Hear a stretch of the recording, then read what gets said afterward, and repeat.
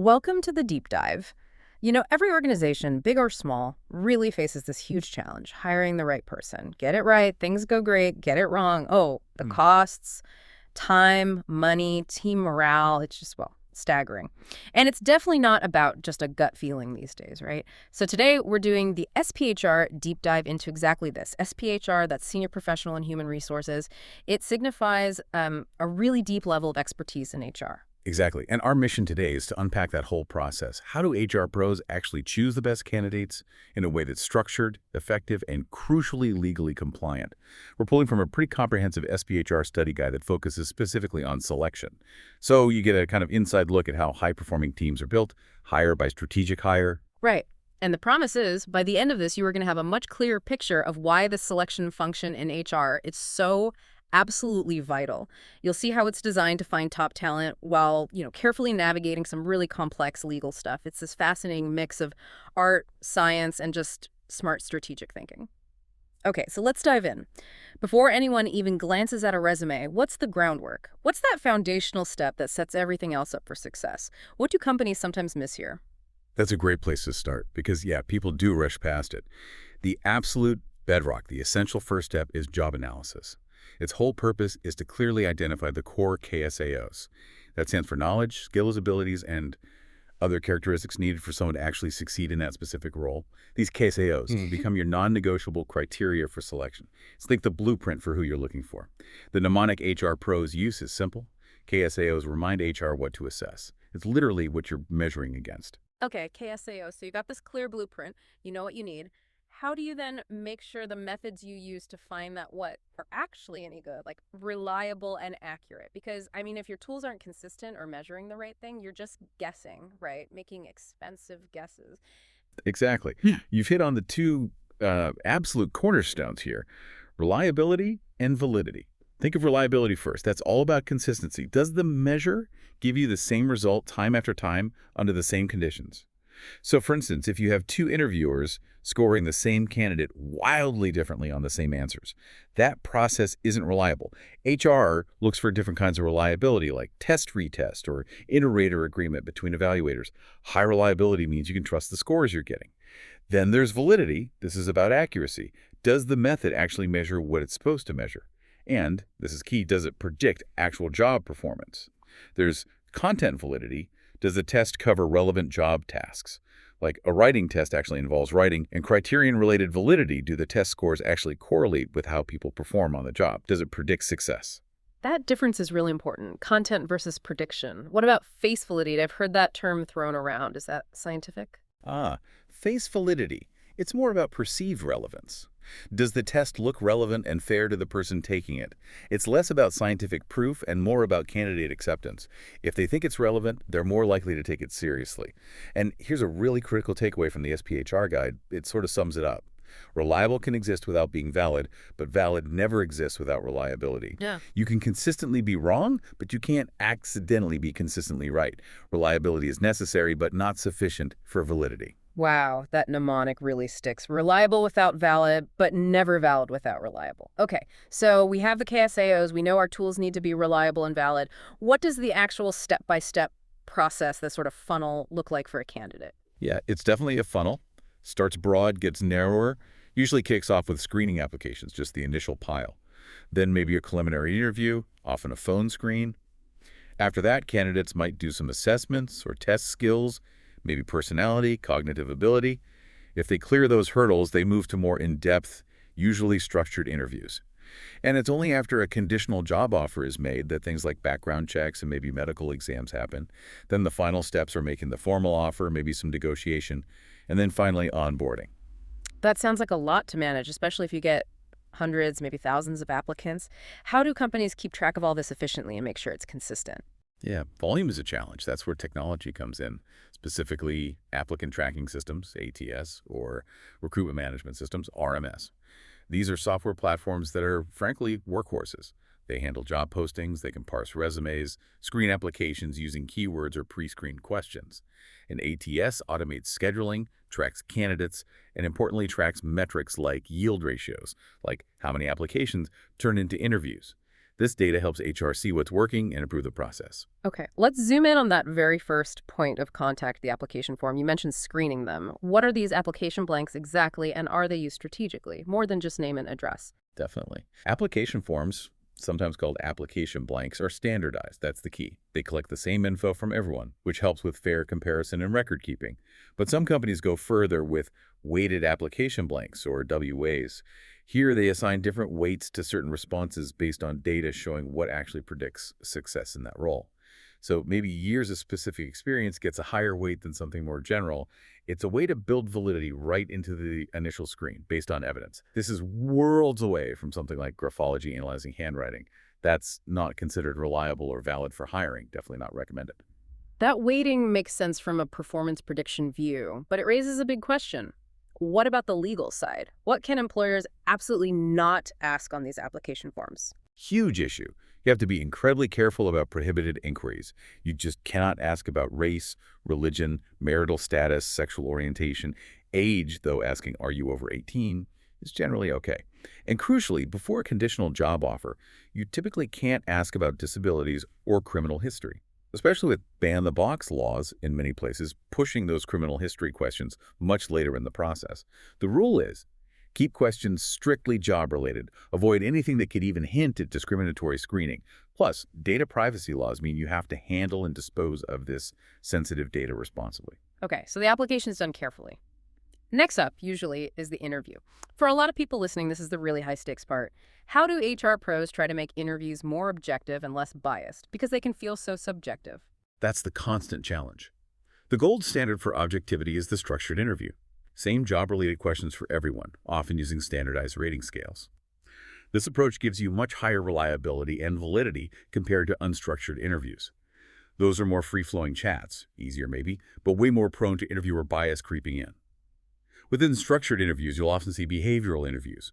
The logic is, past behavior predicts future performance. So questions start like, tell me about a time when tasked. Another type is the situational interview, posing hypothetical what would you do if scenarios. For behavioral questions, the STAR method is really useful for candidates to structure their answers. Situation, task, action, result. And yes, bias is a real risk. Things like the halo horn effect, letting one good or bad thing color everything else. Or similarity bias favoring people like ourselves. Mitigation involves using that structured format, having multiple interviewers on a panel, and providing specific training to interviewers on recognizing and avoiding bias. So sticking with interviews, what kinds of questions are just completely off limits? What should you never hear, and why?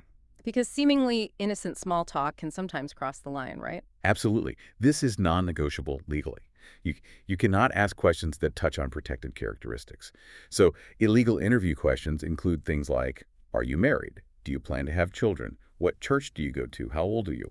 Or have you ever been arrested? Hey. Now, asking about convictions might be permissible later if job-related and compliant with ban-the-box but arrest records. Generally, no. Compare that to legal job-related questions. This job requires weekend work. Can you meet that requirement? That's fine. Or, are you able to perform the essential functions of this job with or without reasonable accommodation? Perfectly legal under the ADA. The only tiny exception for asking about a protected trait is a bona fide occupational qualification, BFOQ, where it's absolutely essential, like needing only female counselors at a women's shelter. But these are extremely rare and interpreted very narrowly by courts. Okay, beyond the conversation, lots of companies use tests now. What kinds of pre-employment tests are common, and what are they trying to measure? Right. Pre-employment testing and assessment adds another layer of data. You have achievement tests that measure current knowledge or skills, like a coding test for a programmer, then aptitude or ability tests.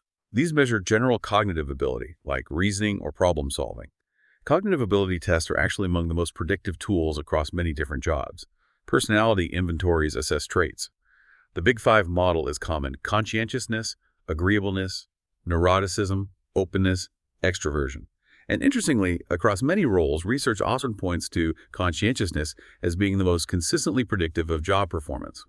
But you have to be cautious using personality tests, especially unvalidated ones, for hiring decisions. You might also see honesty or integrity tests trying to predict counterproductive work behaviors. For higher-level roles, especially management, assessment centers are sometimes used. These aren't a place, but a collection of exercises, case studies, role plays, group discussions evaluated by multiple trained assessors. They have good validity, but are quite resource-intensive. And some key legal points here. Under the ADA, any test considered a medical exam must wait until after a conditional job offer. Also, polygraph tests, lie detectors, are generally banned for most private employers by federal law. And maybe most importantly, the Uniform Guidelines on Employee Selection Procedures federal regulations require that any test used for selection must be validated for the job and free of discriminatory bias. That's crucial. Okay, wow. So you've done the interviews, the tests, you've narrowed it down. What checks happen before you actually make that job offer? This seems like another area full of potential legal landmines. It is. This is the background investigation stage, and yes, you need to tread carefully. First, employment references, usually just verifying dates of employment, job title, maybe salary, and if they're eligible for rehires. Then, criminal history checks. As we mentioned, often these must wait until after a conditional offer, especially with ban-the-box laws. And the check must be job-related, like a theft conviction might be relevant for a finance role, but maybe not for another job. Employers absolutely must follow FCRA, the Fair Credit Reporting Act. That means getting written consent from the applicant before running the check and following specific steps if the report leads to an adverse action, like not hiring them. Credit checks also fall under FCRA and are usually only allowed if the job involves significant financial responsibility. Many states actually limit their use unless clearly job-related. Social media checks are tricky. While employers might look at public profiles, there's a real risk of discovering protected information like age, religion, family status, which shouldn't influence the decision. Best practice is usually to focus on professional networking sites like LinkedIn for job-relevant info, if at all. And something really important here is the risk of negligent hiring. If an employer fails to do a reasonable background check and hires someone with a known history of, say, violence, and that person then harms someone at work, the company can be sued for negligence. So these checks are also about due diligence and safety. Okay, diligence is key. What about medical exams or drug tests?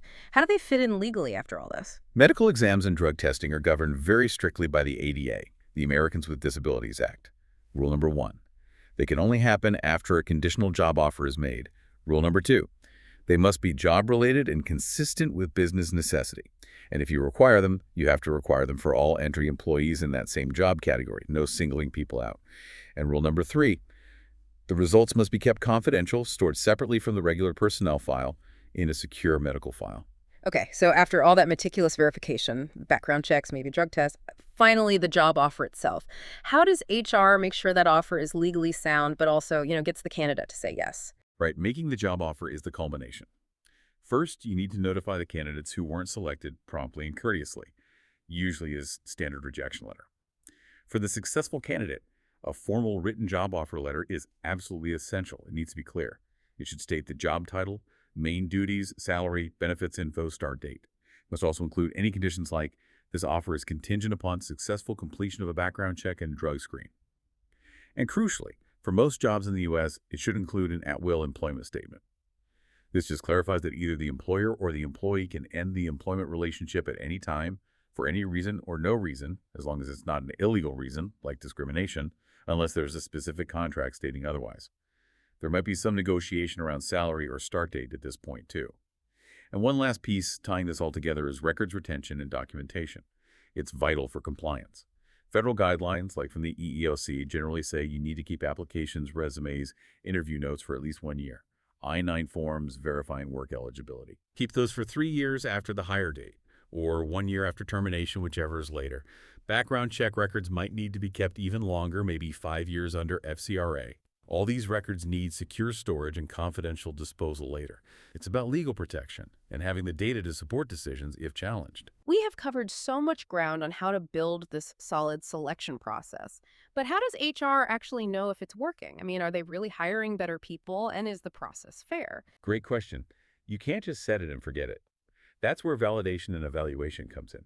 HR needs to periodically conduct validation studies, basically checking if the selection tools they're using to test the interview scores actually do predict success on the job.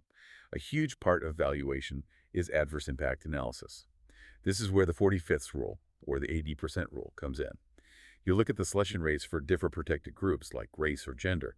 If the selection rate for any group is less than 80%, or 4/5 of the rate for the group with the highest selection rate, that signals potential adverse impact. For instance, if 90% of male applicants are selected for interviews, but only 60% of female applicants are, Well, 60 divided by 90 is about 67%. Since 67% is less than 80%, that's a red flag. It doesn't automatically mean discrimination, but it means HR needs to investigate further to ensure the selection criteria are truly job-related and necessary. Beyond compliance, HR also tracks performance.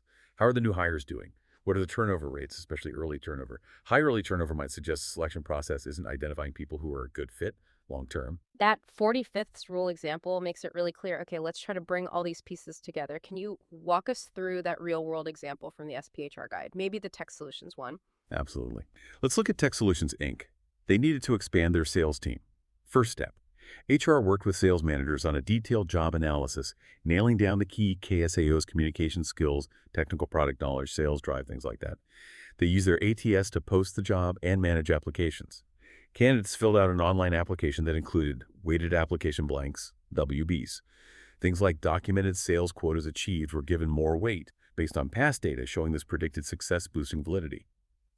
Okay, those who passed the initial screen took short online cognitive and personality assessments, specifically chosen because those abilities were linked to sales performance, ensuring job relevance under the uniform guidelines.